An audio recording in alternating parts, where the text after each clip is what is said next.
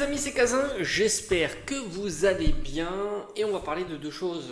Bon, ce sera une vidéo assez courte mais plutôt sympa puisque on va parler de deux news.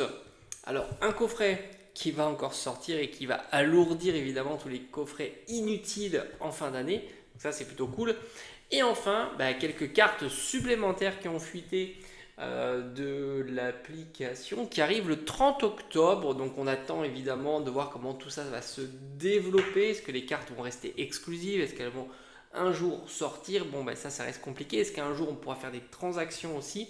En tous les cas, je remercie un abonné qui m'en a parlé évidemment et je suis allé regarder un petit peu toutes ces cartes là. Alors tout d'abord un coffret et encore une fois il tombe vraiment dans la facilité, il nous recycle une quantité astronomique de cartes terra cristallisées classiques. J'ai l'impression qu'ils nous ont toutes recyclées, là il y en a 5 très gros coffrets. Ce sont des cartes terra cristallisées qui n'ont pas énormément de valeur évidemment, qu'on retrouve dans tout un tas de séries, dont le Mewtwo, tête d'ampoule, on pourrait dire, le Hoopa et d'autres. Donc franchement, je t'en ai un petit peu parlé de ces coffrets, c'est bien et pas bien à la fois, on pourra redévelopper au travers de cette vidéo. Et tu retrouves aussi 9 boosters, donc forcément déjà quand tu as 9 boosters, ce sont des coffrets qui vont valoir très très cher, à l'instar du coffret où, rappelle-toi, il y avait aussi des terras cristallisés mais avec du Dracofeu principalement. Donc forcément c'est un coffret qu'on va voir certainement aux alentours de 80 euros. Alors il y en a un qui était distribué je crois de mémoire chez Leclerc. Et là on attend évidemment si c'est une exclusivité ou non d'une boutique. Alors pourquoi c'est pas bien? Parce que souvent les collectionneurs ne sont pas spécialement emballés d'avoir des coffrets plutôt random qui n'apportent pas grand chose au fond, alors qu'il aurait été tellement judicieux de nous mettre une carte spécifique, au moins une sur les 5 spécifiques au coffret et non pas du recyclé. Donc ça c'est vraiment le bémol.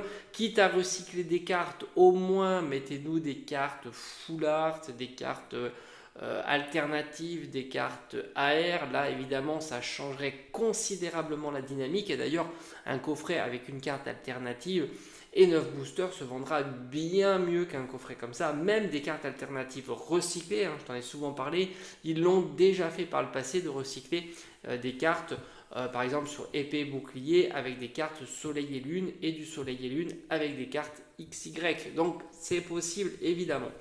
Donc forcément 9 boosters ça va être très très cher et du coup c'est ça qui est un petit peu dérangeant. Les collectionneurs n'aiment pas trop ce genre de coffret, mais il faut voir le côté positif. On s'approche de Noël, on s'approche des soldes et à tous les coups tout un tas de coffrets qui ne se vendront pas pendant cette période là se retrouveront soldés. On l'a déjà vu par le passé, beaucoup de coffrets un petit peu chers, d'items un petit peu chers se retrouvent facilement à 20, 30 voire même 50% moins chers les mois suivants. Donc ça c'est évidemment à surveiller de près. Maintenant, et oui ça va fâcher, froisser beaucoup qui au fond ne sont pas intéressés par le démat et je le comprends sans problème, puisqu'ils ont mis le paquet sur la réalisation de ces cartes. Ce qui est un petit peu normal évidemment, puisque ils veulent que les gens utilisent l'application. Donc forcément, s'ils veulent qu'il y ait du renouveau sur l'application, il fallait au moins sortir une collection spéciale application. Et du coup, ils ont mis le paquet. Et on retrouve de très très belles cartes comme ce magnifique Sulfura, mais aussi ce Dracofeu Full Art qui est incroyable, ou encore ce Bulbizarre.